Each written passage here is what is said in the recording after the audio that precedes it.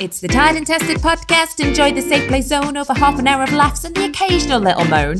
Normal life and all this strife is what we like to speak. Things like saggy boobs and hangovers that last a freaking week. From perky tits to kill and knits a snack bitch when I'm dead. I'm realising that parenting is just living in bumworm dread. Happy listening to the podcast.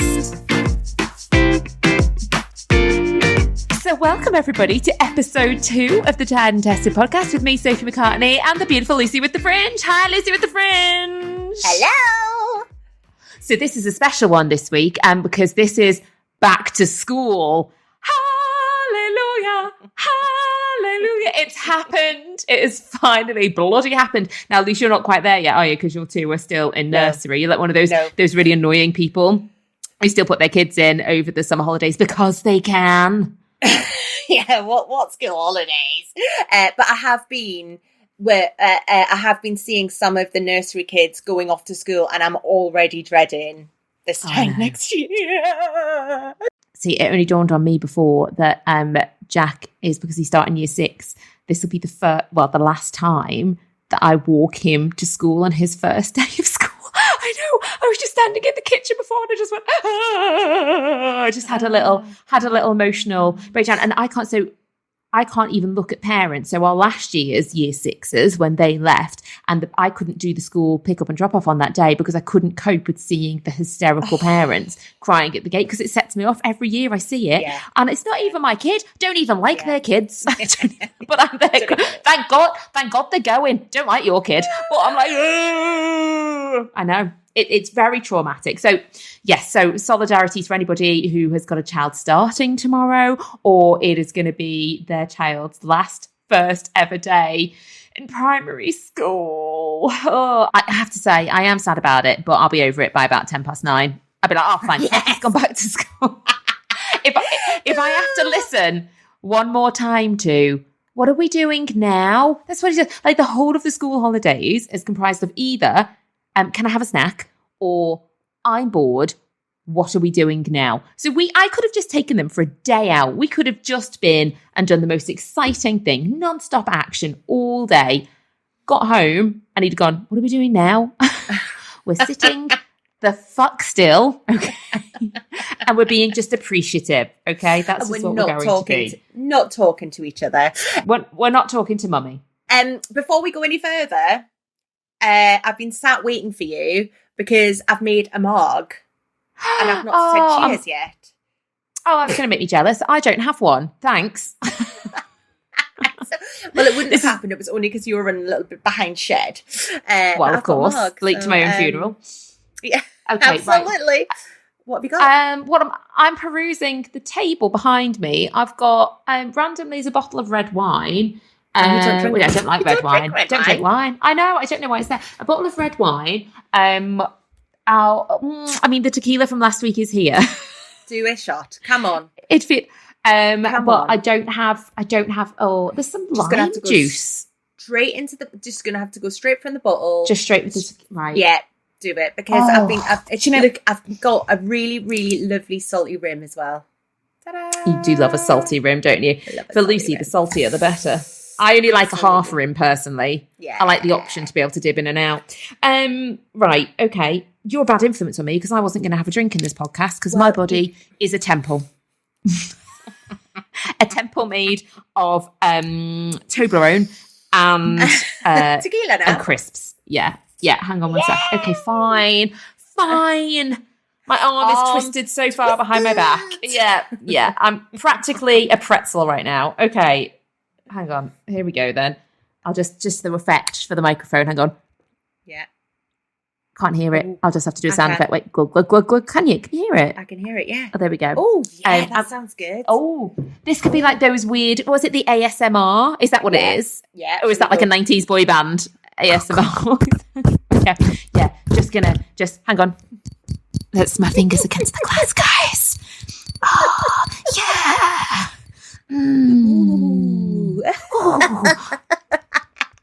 Stop it. Oh, this one.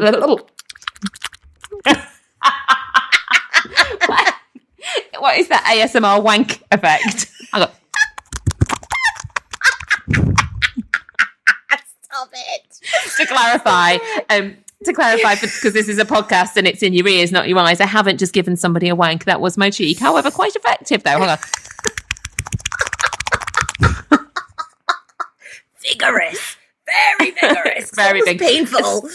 So, well, to be fair, so painful, I've just hurt my cheek a little bit. That's poor Steve later. Don't know my own strength, do I? Somebody's had their wanking Weetabix today. Stop it. Right. Okay. Right. I'm doing this for you. I've got, there's some, I've upgraded actually from last week's bottle of squeezy lemon juice. I've gone for Morrison's lime juice today. Oh, nice. Good. I'm also going to have to swig it from the bottle. This one's not for Pancake Day though. This one is for margs. Because I can't be asked. You go through so many limes doing a marg, don't you? Well, okay. This one I've made while I was waiting for you. Otherwise, it wouldn't have happened. If you were on time, it wouldn't have happened. Oh, you need to stop going on about that. I've got Move on. three. I did three fresh limes in this. Well, so that's three if you if you 5 a day, right? Yeah, exactly. Right. Okay. Yeah. Let's stop faffing about. Okay. All right. Cheers, babes. 1. Cheers. 2. Oh, you can. Well, you can't nick your mark. Okay. All right. Okay. I'm just going to net mine. Okay. Yeah, you do yours. Go. Okay. I'm scared. Oh, I was meant to breathe at the same time, and I don't know why I did that. Wait. Oh, the lime juice. Yeah. Oh, the lime juice is worse than the lemon. The lime juice is worse than the lemon. No. So tune in next week to see what Sophie chooses as her revolting tequila chaser. That's what we're going to do. Each week you're going to do a different chaser. Let's go for a Craig David next week. We'll get the pineapple. Do you know what? Do you know what I think has made that even worse? I think the last time that I used it, I was making like a piece of soy salmon, and I used like fish sauce, and I think I've contaminated the squeezy lime juice with the fish sauce, and that was a lot going on in my mouth. That was a lot. Oh my goodness. Okay. I think we should get right. what you should try next week. What should I try next week? Oh my God. Right. I'm going to have to have a sip of Diet Coke. And if I belch, so be it. I'm so sorry. And we've just got back from our holidays as well. Did a cheeky little week in Turkey before the kids went back to school, which was very nice. Haven't been to Turkey since I was a child, small child. Only went once. And I don't know why normally we kind of discount Turkey, but this year we decided this was going to be the year that we were going to go to Turkey. So off we went on a Jet2 flight to Antalya. I don't know why I say that with a generic Italian accent. Sorry, Turkey. Do you know what, right? I love Jet2. When I fly Jet2, I feel like I'm flying business class on Virgin Atlantic. That's how I rate Jet2. You know, no, you're pulling a frowny face. Sorry. But if you think what? No. If you think of all the shitty budget airlines, right? There's like Ryanair's horrific. Sorry. That's the bottom, isn't it? It's at the absolute bottom tier. EasyJet is, I would say, a little bit above Ryanair. And then you've got Jet2 sitting at the top. Like Jet2 is always my preference. If I can fly with Jet2, I will fly with Jet2. Anyway, managed to book this holiday with Jet2. This is not a hashtag ad, by the way, because no fucker ever pays me to go on holiday. And it really upsets me. Really upsets me. I'm there scrolling on Instagram. All these people swanning off to all these amazing places like hashtag ad with all their family just lounging around pools. I once got offered a caravan park in Skeggy or something. Do you remember? Yeah. And and we're like, what are the facilities like? And they sent a picture of a bench. a bench with bird shit on it. There we go. It's a nice bench where you can scrape the bird shit off before you have your breakfast in the pouring rain. Oh my goodness, sign me up. Absolutely. I mean, I know some people. So this, I mean, I don't want to be disrespectful for people who enjoy caravanning holidays, but I think that we all know me well enough now to know that I do not. It's not my cup of tea. I mean, if anybody was there for the RV saga of America, it's not my idea of a good time. So I'm sure that campsite was great. I'm sure if you were like camping, it was rustic and you would have had a lovely time. I mean, the last time I went camping, so not RVing or caravanning, last time I went camping, and I did it because Steve accused me of not being a fun mum. He was like, come on, Soph, you got to do it for the kids. I was like, fuck off. I ruined my body for the kids. I'm not camping for them as well. But anyway, off we went to Anglesey, and it was at the end of August, and it should have been warm, and it was fucking freezing because it's Wales, and I didn't learn that lesson. And I woke up in the night, and something about the minute that you put me in canvas, right? Well, I don't even know. Are tents even canvas anymore? It just feels like they're a lot of Tesco Plastic. bags stitched together. Yeah, exactly. Yeah. And so the minute I step inside of one, I begin to biodegrade as well. Like my whole face sags, everything. I instantly lose, I would say, 90% of my attractiveness the minute that I step foot over the threshold. And there is something about getting inside a tent that wreaks havoc with my bladder as well. And I think it's like knowing that you can't just get up in the night and just go for a wee with any kind of great ease. And so Evelyn was still in nappies at the time. Oh, Jesus. And, you went with children? You went with the baby? I know she was only little. She was only little, and Steve and I kept a child each because I was so scared that if we slept if we slept together and left the kids on their own, one would just get up in the night and that would be it. We'd be on the news when just fuck this shit. This is awful. I'm going home. And so I'd woken up about 5 times in the night needing a wee, and it was raining outside. I couldn't leave one of the children in case they just wandered off into the River Dee. Is that a river in Wales? It feels like it should be. Anyway, I opted for what I felt to be the only course of action, which was to wee in Evelyn's nappies. Now, I can, for the record, state that that a Pampers can take a full adult bladder, just in case anybody else ever finds themselves in a situation. The thing is, once I'd started, I couldn't stop. And Steve woke up in the morning and he said to me, wow, how many times did you change Evelyn's nappy last night? It's like 6 absolutely bursting at the seams Pampers are all just lined up in the middle bit of the tent. I was like, yeah, we need to stop giving her milk before bed. Oh my God. That's so interesting that you just said that, because I was in London last week and on traveling with the kids on my own again, idiot, I know, but got to London. My friend met me. She was like, let's get a taxi home, get to the front of the long taxi queue at King's Cross.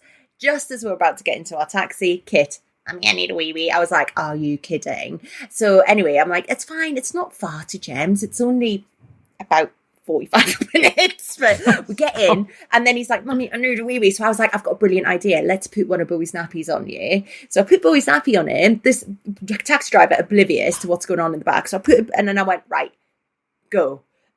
Literally it was just like Niagara Falls. It was just like psh, and I was like, my plan is not working. I thought it was a really good plan.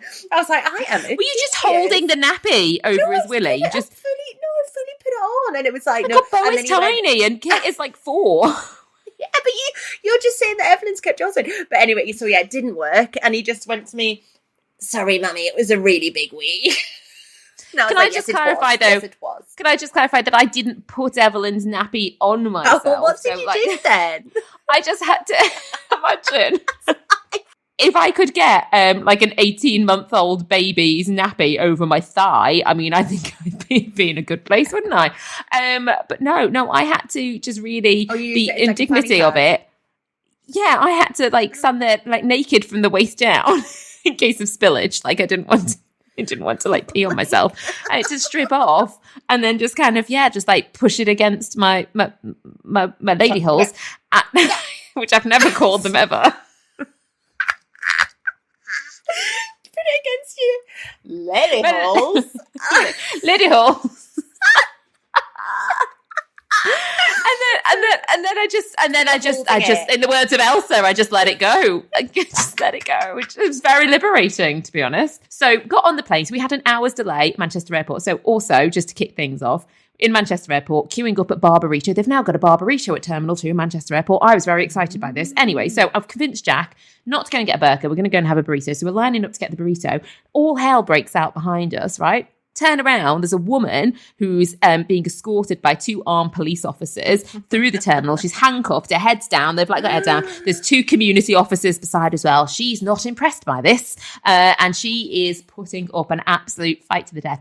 But she's like, get off me, you fucking dickhead! Like through the terminal. Jack's like, I was like, don't look, darling. But I'm like staring there with my mouth twitching the floor, like, oh my God. So we'd had that drama before. Then we had to have a whole conversation. He thought that she was going to be arrested and held in the airport for the end of her life. I was like, no, darling, they take her outside the airport and then they'll put her in another thing. Anyway, so there's a whole explanation as to what she might have done. We settled on that maybe she'd had too many mummy drinks. I was like, this is exactly how mummy gets when she has too many drinks as well. Daddy's trying to put her to bed and she's like, fuck off, you dickhead. So anyway, So we'd had that. So we had about an hour's delay. So okay, we can cope with that. Get on the plane. So sit there for a little bit, and then they come on and they say, we just need to get something sorted via the engineer, so we're going to be held here a little bit longer. I don't like flying. If God had wanted us to fly, he would have given us wings, and I don't think that refers to sanitary towels.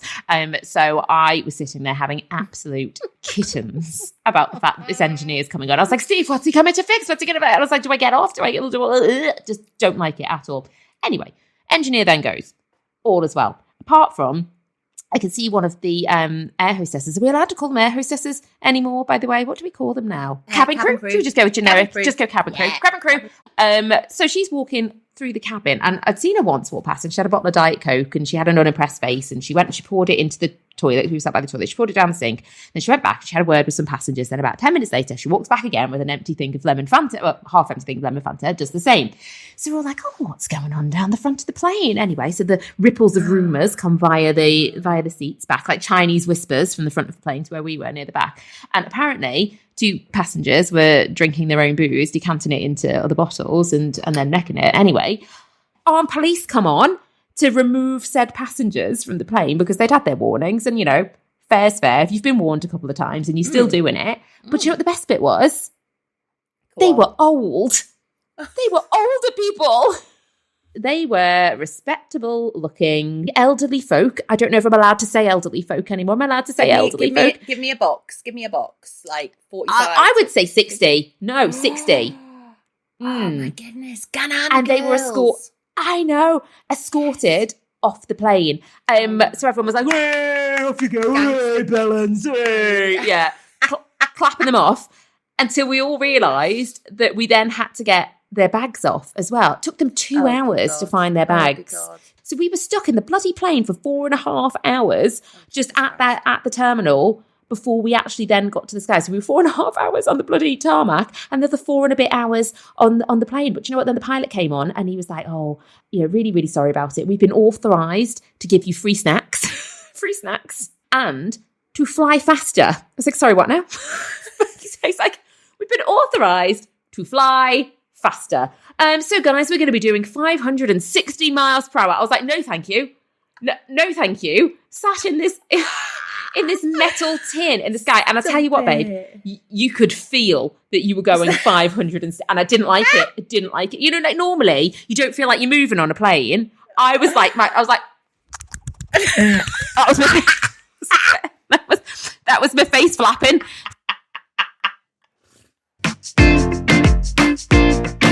Do you know what really annoys me on a plane? People who let their kids watch either their iPhones or their iPads without any headphones. There was this couple sat next to us on the opposite side, and their child was so loud. It was bloody Power Rangers as well. And the whole plane would have been able to hear it. It was that loud. And she was sat with headphones in. So she couldn't hear. Steve was like, I'm going to say something. Steve was like, I'm going to say something. I was like, don't be that person, Steve. Don't be that person that says something. Also, I have to say, Steve was telling me this from the seat in front of me because obviously he wasn't sat with me. Steve had a lovely 4.5 hour flight back from Turkey, having a little snooze on his own while I sat with all of the kids. I could see his head. When you see their heads dipping because he kept falling asleep and then he kept catching himself. And I was like, fuck you, Steve. Fuck you. People who just fall asleep in planes in general, because I'm scared of flying, I can never, my dream is to be asleep before the plane takes off. That would be my absolute dream. That never happens to me. Steve walks onto an aircraft and it's as though there's been some kind of carbon monoxide poisoning and he's out like that. He's just gone. And it is completely beyond me how that happens. You know what you need to do? Have more margs before you get on the aeroplane, babes. I should do. Well, the problem is that if Steve's unconscious, I don't think I can be shit-faced. I'd be taken off the plane, wouldn't I? Armed police would come on for me. Off you go. And somebody would be like, and guess what? She was quite old. She was...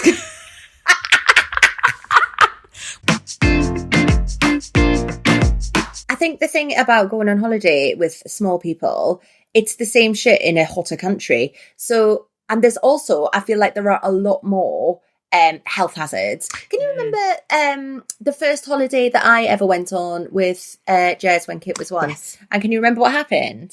Yes, I can. It was our first holiday, and I had been around the little baby pool all morning, just paddling because he's 18 months old. I see Jez take him straight over to the adult deep pool. And I'm like, okay, what's he doing? And then, and next thing I just watch is Jez turn to say something to Kit, jump in to the swimming pool. And then within about 3 seconds, I just watch Kit jump straight in after him. I then see Jez come up out of the pool. Everybody around the swimming pool gasps like, and I'm like, my baby. Jez comes up and I'm like, Jez! And Jez like looks around and then goes back down again. And everyone's just like in suspense, like, what's happening? And then he comes up like something from Free Willy, just like Lion King, just pulling up this baby. And I have never been. So I was like, what were you thinking? And do you know what he said? He said, well, I said to him, wait there. When I jumped in, I was like, he's 18 months old. He does not know what wait there. Just wait there. Steve did something similar this time. I mean, not quite. I mean, it wasn't his own fault. I mean, sorry, Jez, that was his own fault. But we were on the beach, and Nate had been loving the beach. He loved just crawling, eating the sand. He just looked like a Scotch egg. He was just absolutely covered from head to toe. And he'd been crawling towards the wave. So I'd gone with him. We sat in kind of the shallow bit, and what's that called? The surf? The surf? I don't know. The shallow end of the sea. What is the end of the sea called? The shore. The shallow end. The shore. God help us all. And anyway, so he was having a lovely time, and I said, Steve, call Steve over. And I was like, let me go and get my phone. I'm going to take some videos of him. So as I was going over to the sun lounger to retrieve my phone, Evelyn's then wandered over. She wants to go into the waves, and it was quite wavy. If you paddle in. Anyway, so he's taken Nate on one hip. He's got Evelyn in one hand. They've gone into the sea. I can see this happening. And to begin with, I thought, cute. And as I get a little bit closer, I can see the waves getting a little bit bigger.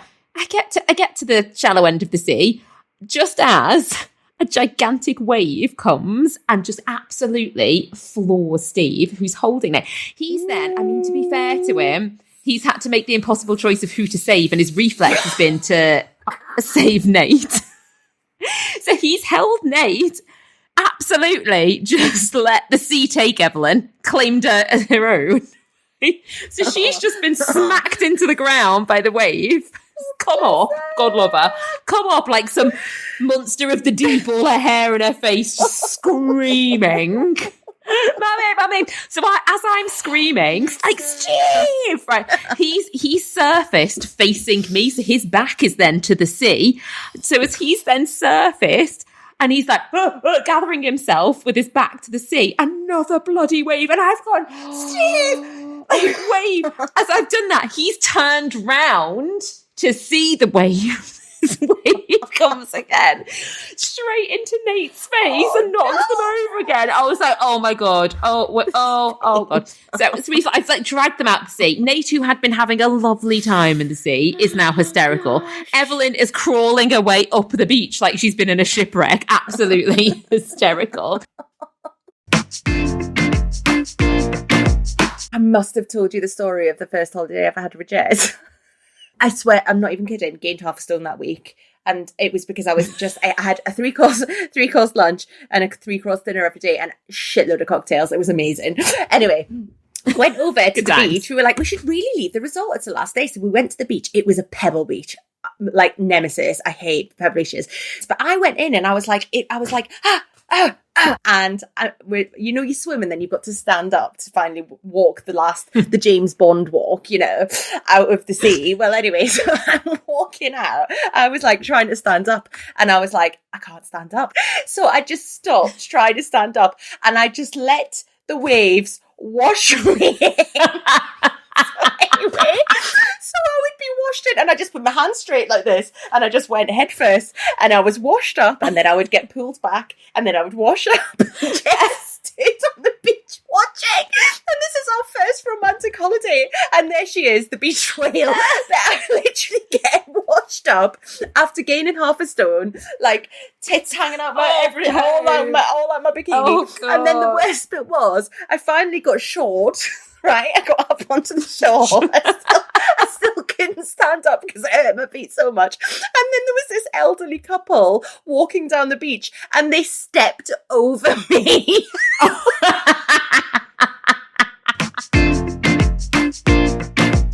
So one of my favourite things about being on holiday with my children is the after pool activities. You know, you've got to all get the shower. Oh, God, I hate it. You've got to get all the kids in the shower with you, get them ready to go out, and to turn around 3 kids in an hour to get them out. That used to be the best bit of a holiday, when you'd have a shower, sit on the balcony and drink your Fanta Limon. Eat your ruffles. The ruffles. Ham on ruffle. Oh, yeah. A ham on ruffle. Oh, my God. It is the superior holiday, Chris.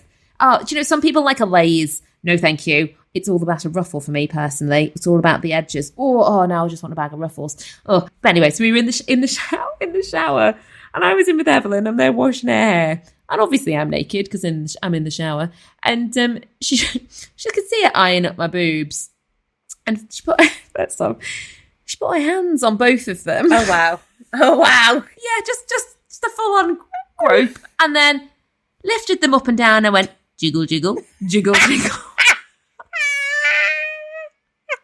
I was like, sweetheart, no, don't do that, darling. Don't do that to mummy's boobies. I was like, they're mummy's boobies, okay? Like, you know, you got to respect everybody's body parts. Respect everybody's body parts. Anyway, so yeah, hands on the boobs, jiggle, jiggle.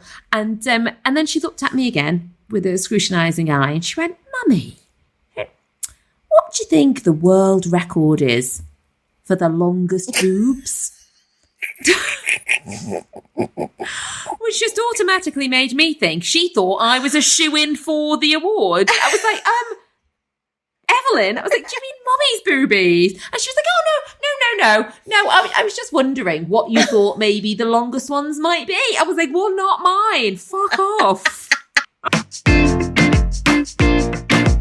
So the holiday was lovely, and then we went to the airport. So flew back Sunday night, get to the airport, got a bloody delay, of course we do, just like the trend of the holiday. And anyway, finally get to go on the plane, and I was pulled for a random pre-boarding swab, not like the kind that we were talking about last week. Not up your arse. Not up the arse. No, that would have been a little bit much. They didn't even put a curtain around me. So I think I was swabbed for explosives, and then all the bags checked and everything again. Pull up at the plane. Nate's asleep in his buggy. Had to unclip him because it was a late night flight. So at this point, it's like 1 o'clock in the morning. So we unclip him, get him out, and he's then all like flustered and like, oh, because he's been asleep. We start to walk up the stairs to get in the plane, get to the top of the plane to go and get our seats. And suddenly all these ground crew come running at us. There's a lot of people. There's a whole busload of people. And they're like, get off the plane. And we're like, oh my God, why? Like, it was like such a drama. Get off the plane, get off the plane. They were like, quick, get off of the plane, get off the plane. Like making us run. I know. And I was like, oh my God, what? The nervous fighters are us. What's happening? They frisked me. It wasn't me. I had no trace of explosive on me. Anyway, the bloody bus driver had taken us to the wrong plane. It was the wrong plane. So he'd just seen the first jet too. It was like Home Alone lost in Leeds Bradford Airport. That's what it would have been. I don't know where we would have gone. So yeah, so we got on, and then anyway, we eventually got on the right bloody plane. But honestly, it was like the driver had just seen the first Jet 2 plane and went, "That'll do. Off you go. See you later. Thanks for visiting. Bye." But hilarious. So because we were in Turkey, and Turkey is renowned for it's quite popular, isn't it, for a bit of cosmetic tweakments, should we say? Getting on the plane, the kids were like, "Mummy, what's wrong with the people on this plane?" Because everywhere you looked on the plane, it was the people that had their noses done, like that had black eyes and like this is like broken nose, straight out of surgery. There were guys who'd had their hair plugs done, so they'd had their heads. They looked like Hellraiser. It was just all going on. The kids were absolutely traumatized, sitting around looking at everybody, being like, "I'm going to be so good on this plane because what the fuck happened to them?"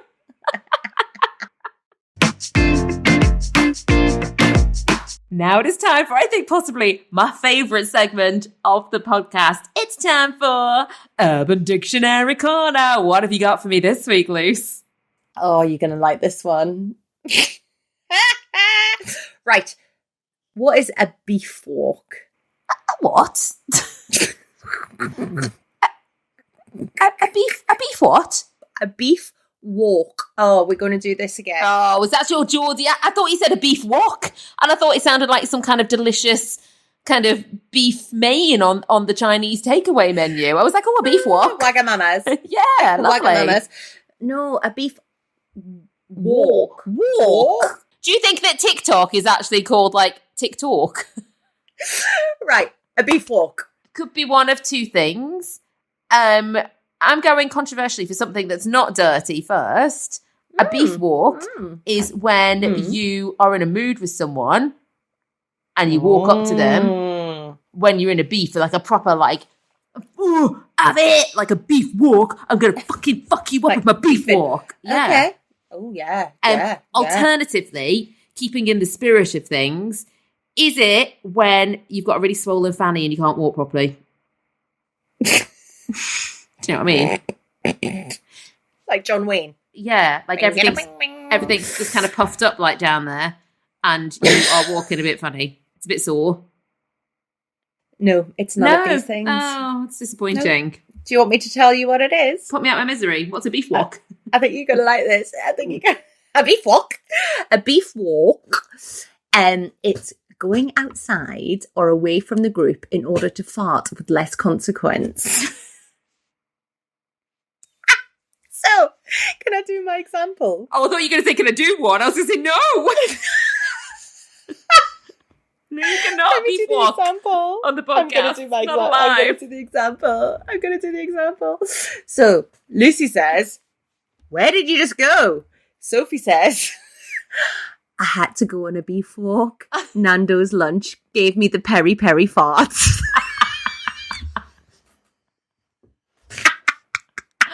Oh my God, but do you know what? I beef walk all the time. And do you know what? Right? I beef blame. Aeroplanes make me incredibly gassy, and I don't know whether it's the change in air pressure that it pushes all the air out of me. But the minute I step foot on a plane, right? Oh my God, it's like my insides are desperate to escape because they don't like flying either. And so I always make a point of really loudly saying I have to do it because I can't, well, there's nowhere to beef walk on the plane, right? You have to just go to the toilet, but then somebody comes in after you. There's nowhere to go. And I turn around to whichever kid I'm sat next to and then I go quite loudly so people can hear. I go, was that you? And then, but yeah, I'm a big fan of the beef walk. Do you find as well, and I don't know whether this is after children, right?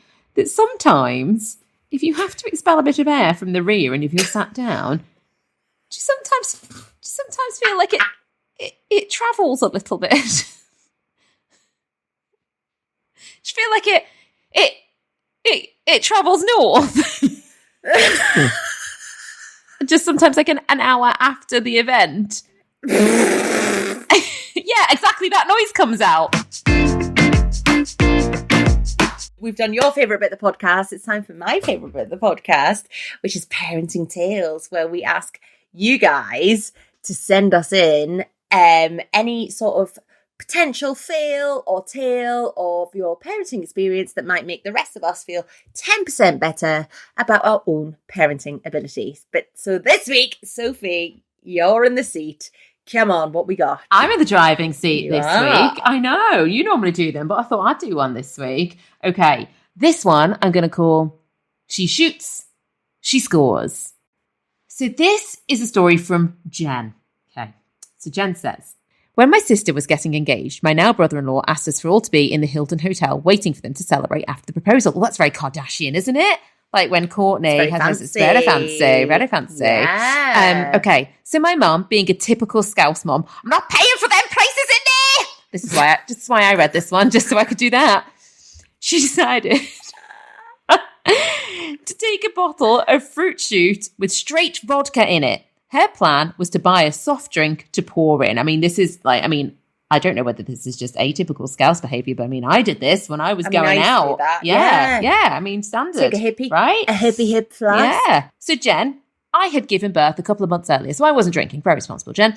I had a large bag with breast pump pads and all that kind of baby stuff in. So my mum says, "I'd that fruit shoot in there. As soon as they see the breast pump, they won't look any further." I am from Liverpool, so I'm so sorry if this is offensive for the people from Liverpool. As it turned out, Mum didn't use the illegal fruit shoot bottle as my dad bought all the drinks.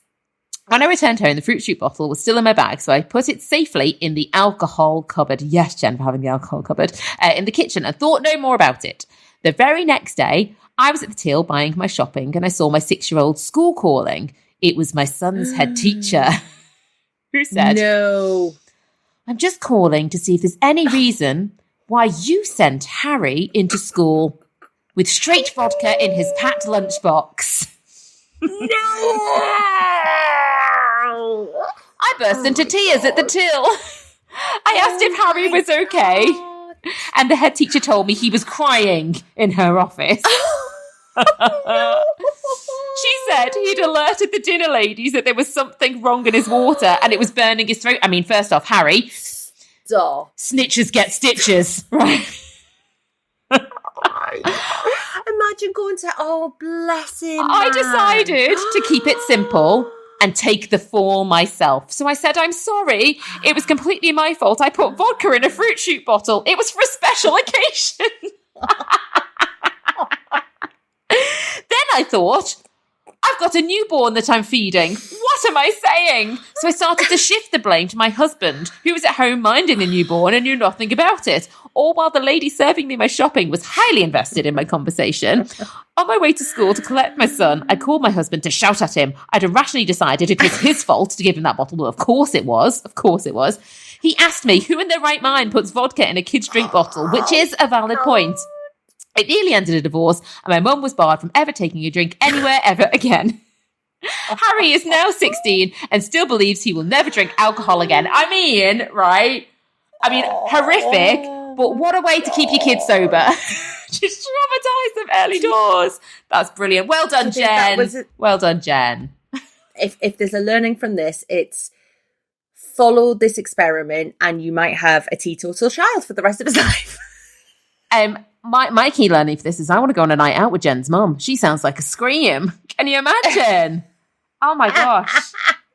What else is she smuggling in her handbag are the questions that I want to be raising here. And the fact that she was such a seasoned pro at the smuggle that she was like, put it in with the breast pump. Like nobody's gonna search you because you're an unsuspect, like she's quite unsuspecting, isn't she? Because, she's there with the baby and the breast pump. I love that. I reckon Jen's mum is actually maybe some kind of seasoned smuggler of other things. I think Jen's mum could be Camilla in Mother Hens. 100%. Yeah, if you haven't read Camilla vibes. She has got. Oh, that's my book, by the way. Little plug. I wrote that. Oh, brilliant. Well done, Jen. Thank you. We love it. Yes, well done, Jen. Do you want a quick one? Do you want a quickie? I love a quickie. Go on. This one I'm going to call the baby monitor. Oh, right? Okay. I have a very ominous feeling about this one. Anything to do with the baby monitor. It's like, oh, you're tired, aren't you? You're tired. You've got a baby. Right. So this is a tale of sleep deprivation. A feeling that a lot of us know very well. Very well, yes. Sure. So this is from Maria. Maria said, I've breastfed my baby girl since she was born. Cluster feeding days were the hardest, followed by night feeds. One night, the usual cries came from the monitor. Baby had not long moved into her own room. I must have been in a proper deep sleep because although I remember this incident, I also remember being heavy with tiredness. You know that feeling? So my baby started crying. I sat up, still half asleep, and whacked my boob out. But I was getting really frustrated that my nipple wasn't going into her mouth. It then dawned on me I was slapping my boob all over the baby monitor.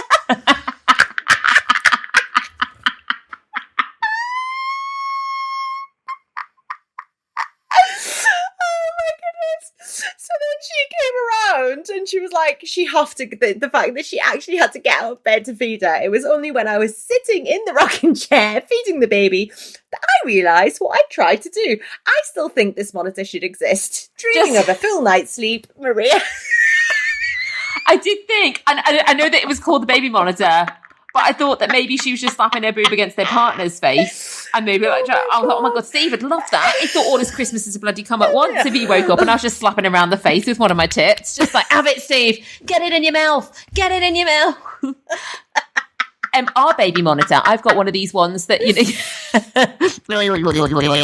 I've got one of these baby monitors that I don't actually have the monitor now. It's all technology, isn't it? So it just comes through to my phone, but it's got a bit of a dodgy connection. So halfway through the night, it just cuts out and the app just collapses and I get kicked out. So a lot of the time, Steve and I wake up and we were like, oh, Nate slept through, didn't he? Poor Nate's probably screaming his head off all night. We've not just been able to hear him. So actually, I think that's just the way forward, isn't it? Don't get the baby monitor, guys. They'll just go back to sleep eventually. We want more. We keep them coming. We've had some absolute crackers this week. And they make us all feel so much better about our own parenting techers. Yeah. So there we go. It's almost like an A&A experience, isn't it? AA, not A&A. Not A&A. I was like an A&E. Oh, we just need to go to bed. We do need to go to bed. So please send them in to tiredandtested@acast.com, or you can drop us a DM on Instagram. Oh, yes, slide in. You can slide in. But thank you so much. They are coming in thick and fast, and they are brilliant. So keep your ears peeled as well. Yours might be next week. Ooh. So Sophie, do you know what's exciting? When people are listening this, we will be in Leeds for your first. Oh my goodness! It's going to be the first show. It's been my tap dancing. I'll be fine. I'm still a little bit worried about it, but you know what? I have a very weird relationship with stand-up comedy. I love it, but only as I'm doing it, and then for the 3 days after that I've done it, and then I start to panic again about it, and I get real anxiety about it. And I do a lot of beef walking. Like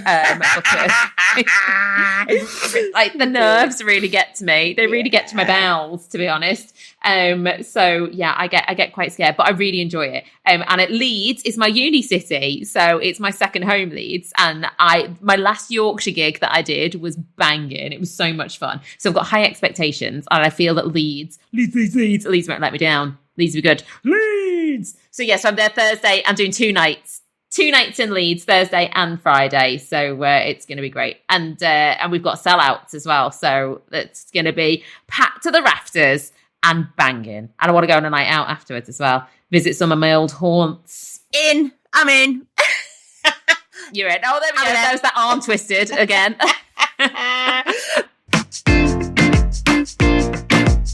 So that is it for another week. Doesn't time fly when you're talking filthy? I think my dad's going to really enjoy listening to this week's. I know that he has been listening to previous ones, so sorry about that, John.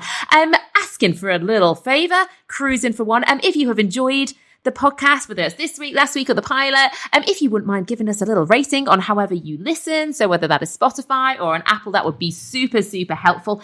And if you'd like to come and see me on tour, there are still some tickets available in certain locations, and you can find out where those are via the link in the show notes. Well, I think that's it, Luce. All points on the agenda covered off for this week. Hit the jingle. It's the Tired and Tested podcast. Enjoy the safe play zone over half an hour of laughs and the occasional little moan. Normal life and all this strife is what we like to speak. Things like saggy boobs and hangovers that last a freaking week. From perky tits to kill and knits a snack bitch when I'm dead. I'm realising that parenting is just living in bumworm dread. Happy listening to the podcast.